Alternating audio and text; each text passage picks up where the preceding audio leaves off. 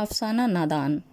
افسانہ نادان یہ افسانہ نگار تسنیم سلیم چتاری کے مشہور افسانہ ہے۔ اس کا ہم مختصر جائزہ لیں گے۔ افسانہ نادان۔ نادان ممتاز افسانہ نگار تسنیم سلیم چتاری کی ایک عبرت آموز کہانی ہے، جس میں ماں کی ممتا کو بنیادی قدر بنا کر پیش کیا گیا ہے۔ یہ موضوع اچھوتا پن تو نہیں رکھتا، لیکن یہاں افسانہ نگار نے اپنی پیشکش کا جادو جگا کر ایک نئی کشش پیدا کی ہے۔ ماں کے موضوع پر ساری دنیا کے ادب میں ان گنت فن پارے انگڑائیاں لیتے ہوئے دکھائی دیتے ہیں۔ روسی ناول نگار میکسیم گورکی کا شہرہ آفاق ناول دی مدر کی اہمیت کی انتہا تو یہ ہے کہ لینن نے اسے وقت سے تعبیر کیا۔ انہوں نے کہا تھا کہ مدر اس ٹائم تسنیم سلیم چتاری کا افسانہ نادان بھی اپنے چھوٹے منہ سے بڑی بات کہنا ہے۔ گورکی کی ماں ایک علامتی ماں ہے۔ میکسیم گورکی کی ماں ایک علامتی ماں ہے، جس کی نگاہوں میں تمام انقلابی بیٹے ٹھہرتے ہیں۔ نادان کی ماں بھی اپنے مرحوم بیٹے کی یاد میں تمام نوجوانوں کو اپنی ممتا کے آنچل میں پناہ دیتی ہے۔ ماں کی جذباتیت، محسوسات اور ممتا کو مرکزی موضوع بنا کر افسانہ نگار نے اپنی بات کہنا چاہیے، لیکن پوری کہانی ایک خوبصورت رومانی فضا میں سانس لیتی ہے۔ افسانہ نگار نے رومانوی عناصر کو رنگ کے لیے جگانے کے لیے فطرت کے حسین نظاروں کا سہارا لیا ہے۔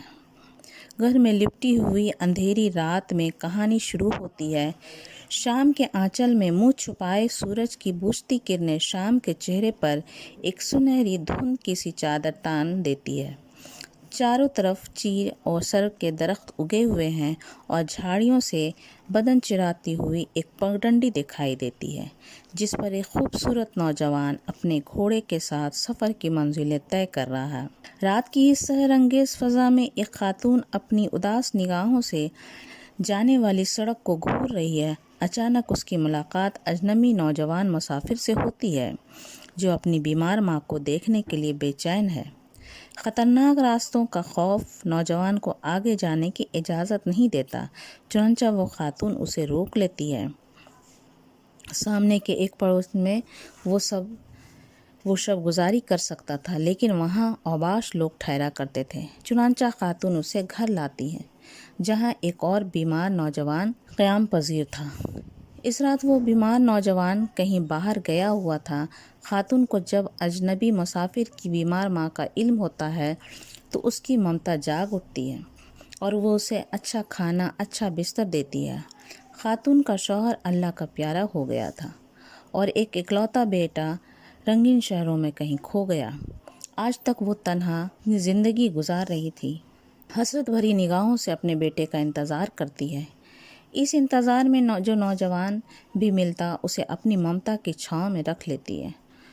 وہ بیمار نوجوان پرلے درجے کا بدمزاج اور چڑچڑا ٹھہرا، جو اس شوہر کی نشانی یعنی ایک خوبصورت چاند ان کو بھی توڑ دیتا ہے۔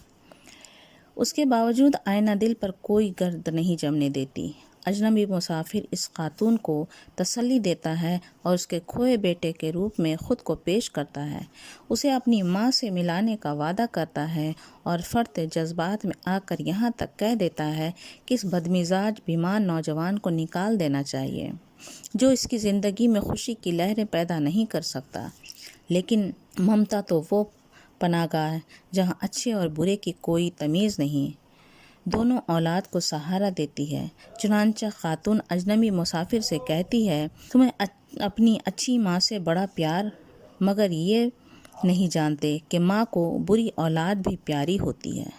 اجنبی مسافر نادان تھا، جس رمز کو نہیں سمجھ سکا۔ چھوٹی سی یہ کہانی ایک ادنیٰ سوال کا جواب دیتی ہے۔